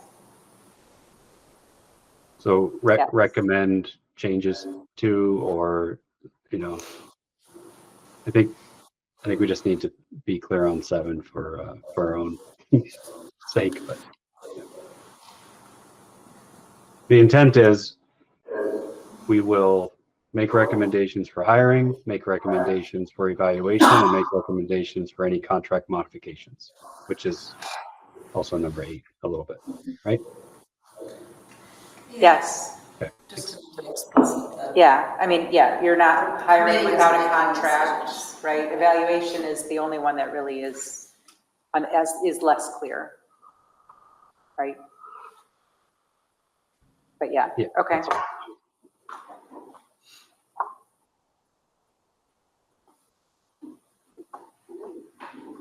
Okay. But I guess the other piece of this too is that there's nothing that the board wants to pull from the committee. That the board is still comfortable with the committee doing this work. And that's a, faces that I see are nodding. I'm assuming folks will, okay. Okay, I have a great. quick comment. Yeah. Does anybody feel like we need to have a more uniform look to these, or have it be more standardized? Because they're all really different in the way that they're laid out. To me, I feel like it would be better if they were sort of more uniform. Does anybody else find that? Should, like, I don't have a problem with that. I have no interest in doing the work to make it more well, that's what I'm uniform. saying, like, is it appropriate for me, could it just like the 4 chairs sit down and try to make it so that they're more uniform? Is anybody interested in doing that? Because I think they just look like I don't know that anybody in the world looks at these documents, but it would be nice if they were more, and more like districtized. Yes. Said any, it doesn't say MMUUSD on it anywhere, but they're on our website in this chart, so. One of them had it on letterhead, it looked like. Good. Is this something we could ask the administration to help with, making them consistent and publish the current versions on the website? John? Yeah, send me the most current versions. And I'll post them. They are on there, I don't know how we need to change what's on there because that's incorrect. Those are. And then maybe what gets posted can just have a little polish. And Sure. I'm happy to help with that in whatever way. Yeah, we can, yes, we can help, and we will publish the new ones. I just want to make sure I get the right ones, because there's some different versions. I think even just like the standardization of when these were edited and there were changes made, like that's a simple thing, putting it on letterhead. I think there's some visual pieces, some cues, but I mean, you're Numbers, bullets. Yeah, everyone has a goal, everyone has a but that may not necessarily be the case. It could just be, Are you offering to take the lead on this? Sure. I can do that. That would be great. Does anybody want to work with Katie on that? I'm happy to work with you, Katie. Okay. If you want to look at them and make some suggestions, Yeah. then we'll get them all the way people want them, and we'll have letterhead. Excellent. Because some of those things, like for instance, that's just the wording of that being what the committee's charter to do versus I have a charter of tasks. So it's like getting that all. Yeah. Great. Excellent. That's great. Thank Bullets you. or numbers, Thank you. all the same, that Yeah. would be, I'm happy to work with you on that. Great. Thank you both. Appreciate that. Next agenda item, yes, are we ready? Great. Can I get a motion to approve the minutes from August 26th? So moved. Thank you, Lisa. And a second? Second. Thank you, Sandra. Any discussion on the minutes? All in favor to approve the minutes from August 26th, say aye. Give me a thumb, a hand. Aye. Right. Aye. Thank you. Any opposed? Oh, that's everybody. That's unanimous. Great. Thank you. Committee reports. Human Resource Committee we met last week, we're meeting this week, we're meeting next week, and we're meeting the following week. We have been And I think 14 of the 15 board members have signed up for their individual meetings with our consultants to help us hire a new superintendent. So please, if you haven't done it yet, meetings started today and go through next Wednesday. Thank you. We are working diligently. We're having, most of our meetings will be, as many of our meetings as possible will be public. We will do as few executive sessions as possible. However, we are also starting negotiations with 2 unions. So those meetings will go back to executive session shortly, but as many as possible will not be. So you will be able to follow us. I don't think I have anything to report except for that right now, unless there's somebody on the committee who thinks there's something that I'm missing. Did you say we talked about focus groups last week? We have narrowed down 12 of the 15 focus groups. We're working on the last 3, deciding that. We have a person in central office specifically designated to helping us with getting the lotteries done for the focus groups for staff and the community, so that we decided that we will have focus groups done by lottery. What you will hear from the Community Engagement Committee is that where the board is going to offer opportunities for folks who don't get into focus groups to come talk to board members before our October meetings with the consultants, so that the board can be fully engaged with the community on this and be able to represent community for that. So that's coming up too. And the survey the survey will be sent out and collated by our consultant, I believe. No? HCE. Yes, Human Capital Enterprises. That's just, the word consultant got stuck on my. I have a question.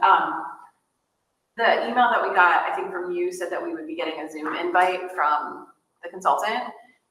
I didn't get a Zoom invite, but I see that there's a link in that Google Doc. Should we still be waiting for a Zoom invite, or?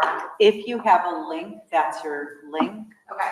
They might want to clarify that they're not gonna be contacting us individually. What? Like, I was like, just looking like. Ethan had his meeting today. What Yeah, happened? she sent me a link the night before. Oh, okay. Just so you have it here. So like when we signed up, they just gave us that time. It's not, I guess I was thinking I was gonna get some sort of confirmation or hear from them.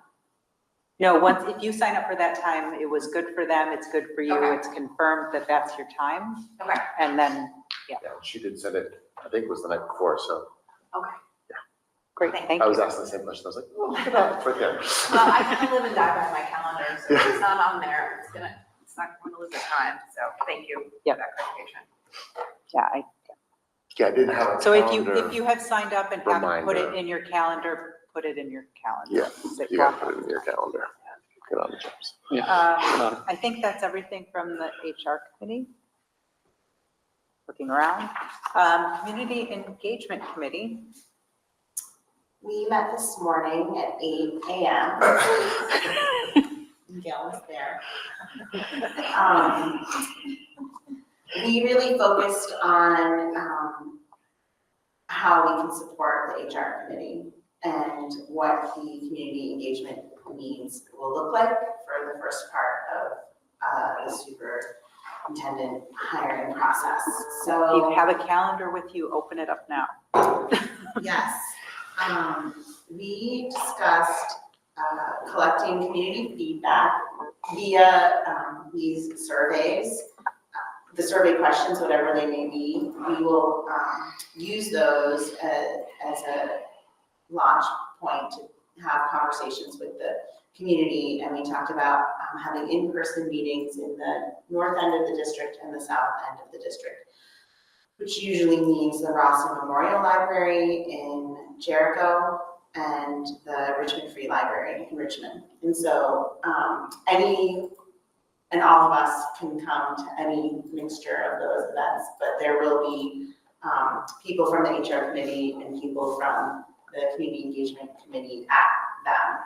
So the times and dates that we came up with in the meeting this morning are as follows. But I wanted to make sure that everybody had a chance to connect with the library. I actually didn't have a chance to connect with the library And Rawson's not open on Mondays. on Mondays either. So, All right, so then maybe check your email tomorrow. yeah, and we Does that talked about Wednesdays, didn't we? Yeah. so- Yeah, Wednesdays, Yeah. but I couldn't speak to anyone. Oh, because it's not open. Because they're not Right. open today, yeah. Great, just clarifying. Yeah.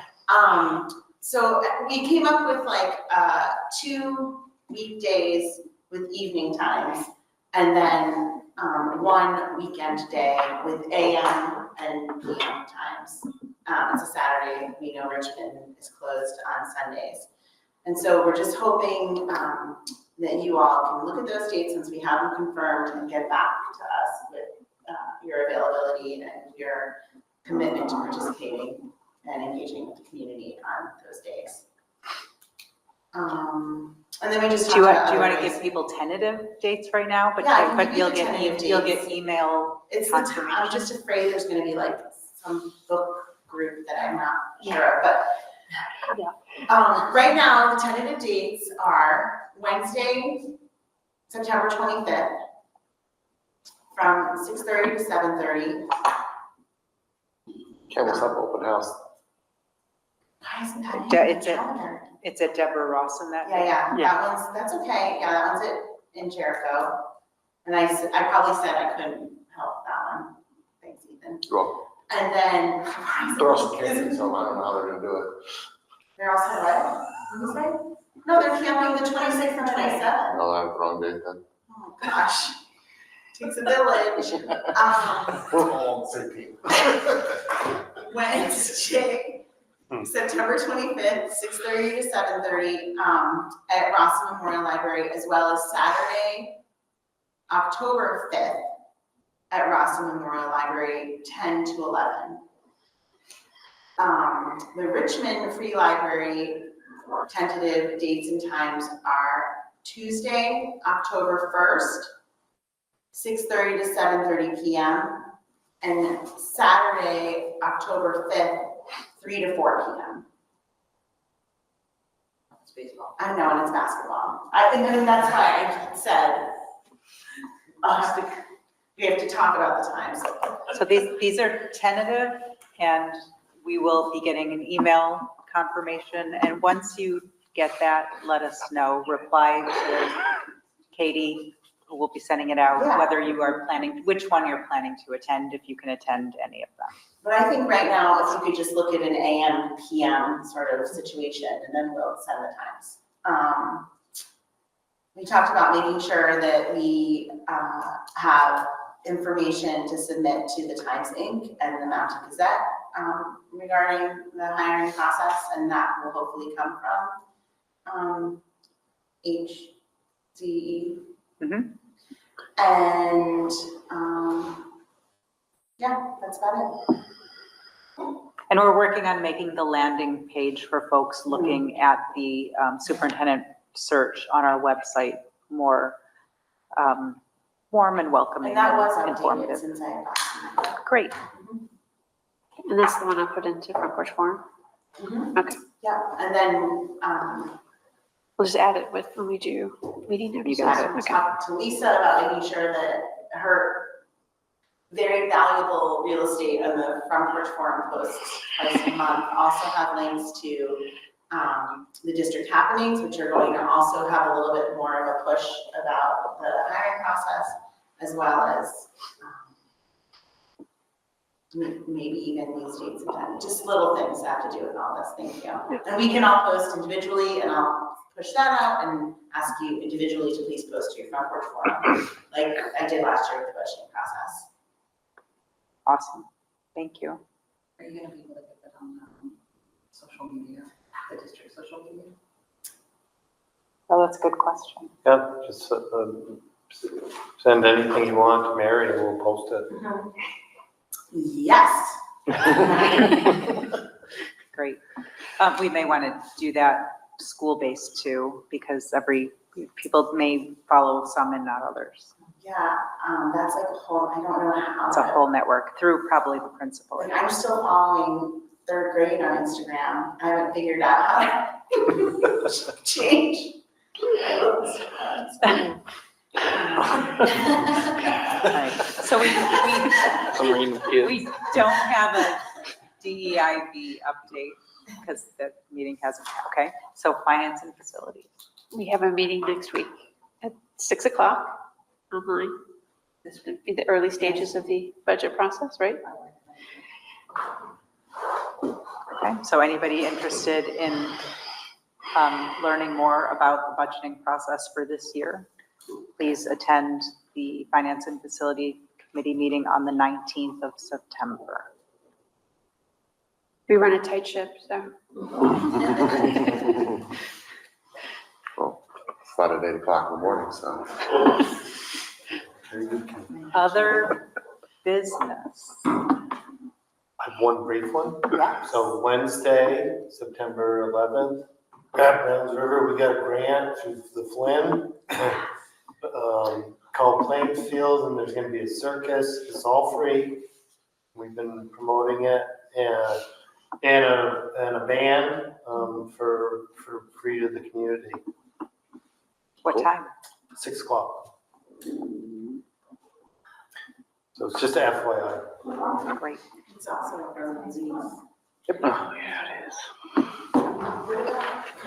Other business, yes. I sent this to the community engagement committee, but I think signing up for the SBA conference would be really beneficial because the theme is community engagement. I'm not sure all of the workshops are completely relevant to how we operate, but there's definitely components of the descriptions that would be really useful for us in the coming year. So we are missing the SBA legislative from our committee Okay. reports. And the RAB, we are also missing from there. So finishing up with the VSBA, we recently had the regional meeting, and Tara is still our rep from one of the reps from our region. At the regional meeting, we talked about the district quality standards that are also coming into play for next school year, which include the way the board functions. And so the VSBA has done a presentation on all of those. Please take some time to take a look at it. We will also have a board meeting to talk about that later in the year. It will change the way we do things. Our self-assessment has to be different, and they will be looking at how we do our work using a rubric. They say that the Agency of Education says that they have the staff to do this work. They were vehement about that in this meeting. They also say that they will only be seriously reviewing schools whose education quality standards are not being met. Then all of your standards come into play as something to be reviewed. It will be important for us to self-assess, and that is actually one of the standards, is to do a good self-assessment. So that's the overview of that meeting. And then the VSBA, not regional, annual meeting. It's not the annual conference. No, so it's two separate things this year. Correct. The annual meeting is going to be 17th, I think, of October, it'll be evening. via Zoom, Mm-hmm. so that they're trying to garner more attendance. So it's pre-meeting, right, that's the annual meeting of the conference, right? So meeting will be at night via Zoom, and that's where all the voting happens on the resolutions and the work that the VSBA should be doing. And then the annual conference is now turned into a day long of events, a pre-conference workshop on Thursday afternoon with dinner on Thursday night, and then the conference sessions on Friday, the 25th. So the VSBA is doing a resolutions webinar, I think in the next week or two, where you can hear about all the resolutions that the VSBA would like to support. So then if you do attend the annual meeting, it's voting on those. And each school district gets one voter. So at our next meeting, we will assign or vote on who will be representing us with that vote. It'll be on the agenda. For folks who want to attend the conference or are thinking about attending the conference, it's the district pays for you.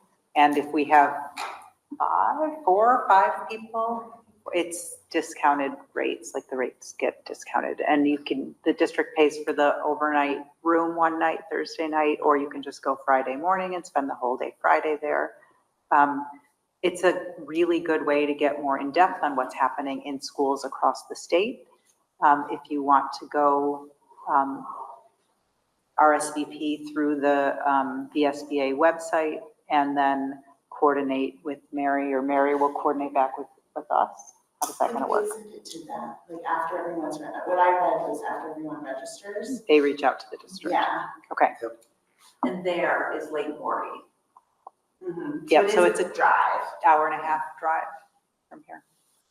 So it's doable in the morning. It's also, It's a nice walk around the lake. it's a lovely walk around the lake. You can make yourself a little extra time. It's a really nice walk.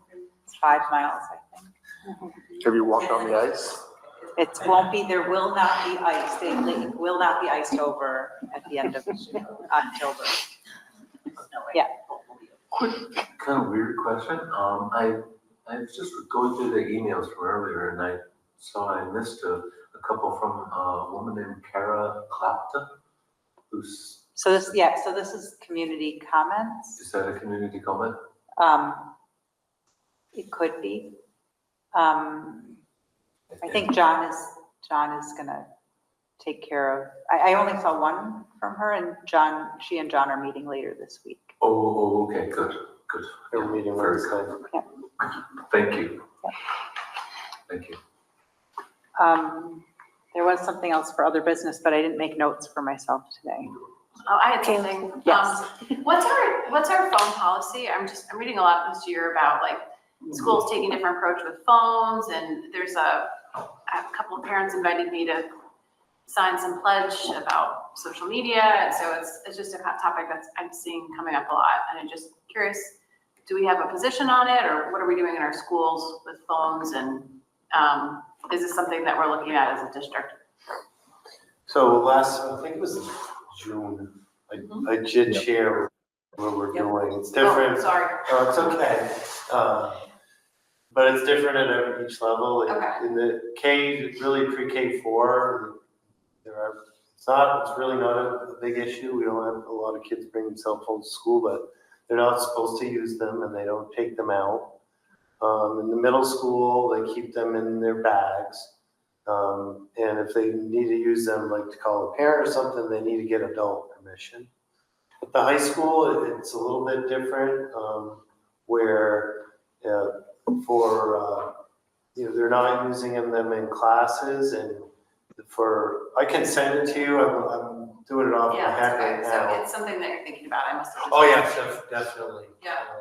But I'm happy I want to get it right because there's some nuances in the high school.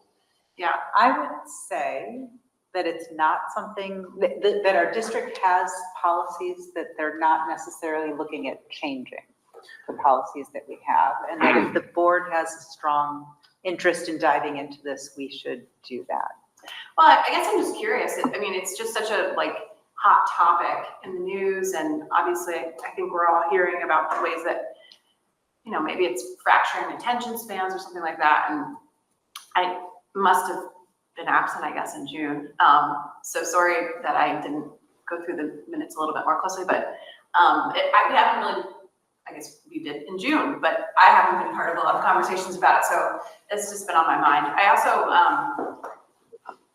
I've seen some schools taking kind of a point of view on social media, or maybe discouraging it. I don't have a personal point of view on that, just that I'm seeing some sort of district-wide overtures towards that. And we talk about a lot of stuff here, and that's one thing, again, because I was not paying attention in June, I guess. But it's just not something we talk about very often here, but it's such a big part of what's going on with kids and what's going on in our communities, so just on my mind. I believe it's the current cover story is, Oh, really? That's cool. Timely. Yeah, everyone, I know so many people that read Anxious Generation this summer, which is. Yeah, yeah.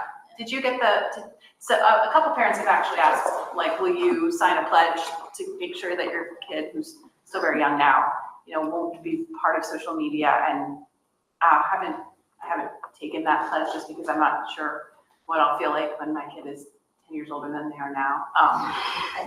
But I don't know, it seems like a lot of parents are thinking about it, so. And there was last session, and there will be another a bill presented to the legislature to have phone-free schools in Vermont. Okay, yeah. That there are also districts in the state that are choosing to have district-wide phone-free schools in Yeah. Vermont new this year. So if the board wants, we can put this on as an agenda item for this year and talk about it more and get some more information. Mike was just super job orientation for this year's incoming class. Oh. He talked about the vote policies, and it was, as John was noting, it's a little idiosyncratic, as far as individual teachers and the way they want to use, the technology, because it's like AI is not something that they're not going to learn how to live their lives without.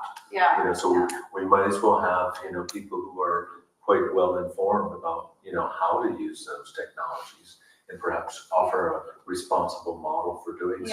Yeah. So, I also have a close friend whose child relies on their phone to manage a medical condition too, so I know that there's like a lot of complexity there. But, okay, well, maybe. Maybe we can share again, what we're doing, and, the one thing I would recommend is if we're gonna make changes, we have a committee really take a close look. Slow down.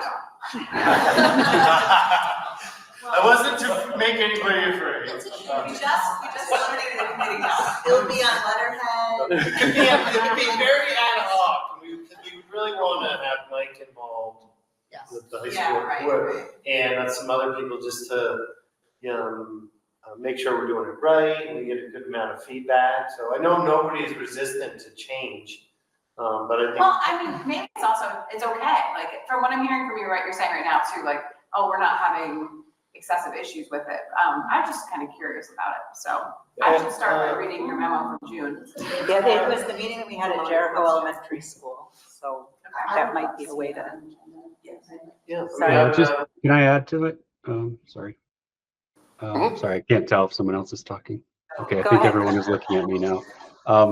So at our June 10th meeting minutes, right, there was a statement in there that said technological safeguards are very challenging. Safeguards in the use of technology begin with caring adults at home. So there was some discussion on it. It did say a committee has been formed to determine safeguards and blocks which are appropriate for school devices. I think that committee was not a board committee, but a district committee. So maybe if it's okay with you, Edie, we can get an update on that at a future meeting, because I do think it's something we should be staying engaged on. Yep, I'm seeing a lot of desire from the board on that, so we will definitely put that on a future meeting. Yep. Thank you. You want to add? Okay. Other business. Do you want to discuss Gail's potential? That was what I was going to say. Does Gail want help with a letter? Yeah, you wouldn't like you to know my letters, okay, so. You sure? I moved the governor with his letter today to all school board members. And I don't know if Superintendent Scott also was addressed to all the education leaders. Did get it. Did you get it? Yep. And I consider that he was starting the debate that, okay, school boards and school board members are not being responsible for our financial problems. And I think he's 100% wrong on that, and he shouldn't have said that. And the answer is, the state system is a system that he has responsibility for several years, and it continues to fail, fluctuate. I mean, last year was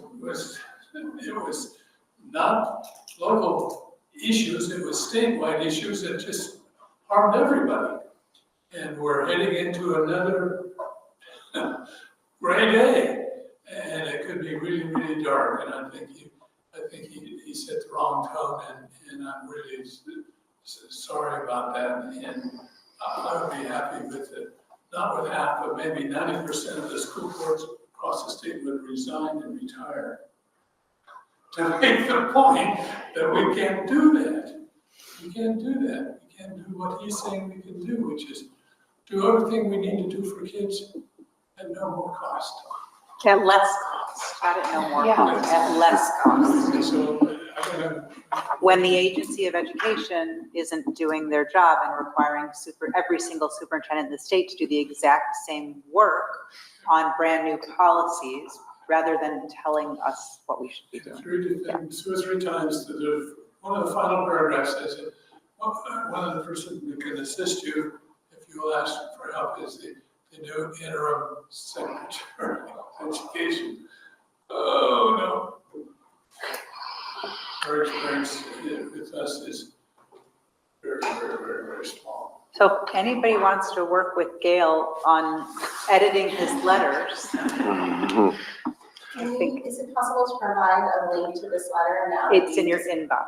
No, I mean. I did, I already sent it to Pat, so it could be part of the Yeah, I just wanted to be sure. minutes, yes. Yep. I'm curious, because, I agree, I think it was insulting. I think it's interesting that he talks about, or had talked about the adversarial nature of the end of the legislative session, and then throws this out as sort of a first salvo. I'm not ready to resign, Gail. I don't mean to do the whole board on you. But I wonder if there is an opportunity, and I don't know if it's through the board chairs of at least the county to get a sense of where other districts are, because I think it would be really powerful if the 8 school districts, boards, and superintendents signed on to a letter as the largest, biggest county serving the most students, said, what is your intent? Because you're actually not offering a solution, you're just chastising us for spending too much money. Chastising us and He told something last year. He didn't know. I was worrying about Kate.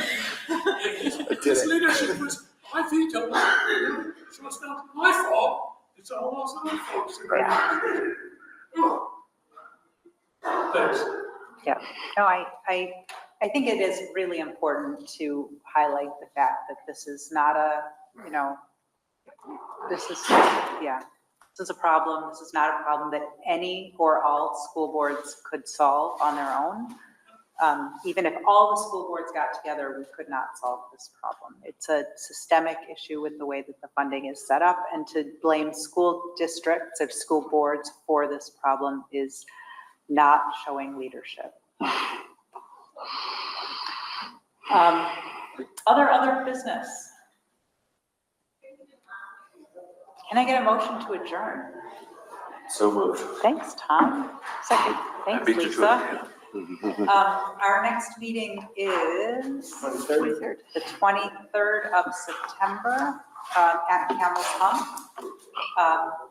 You may all vote by leaving the meeting. Thank you so much for being here tonight. This is really good discussion and really productive. So have a great night, everybody. Good night, everybody. Thank you, John. Be well and be safe.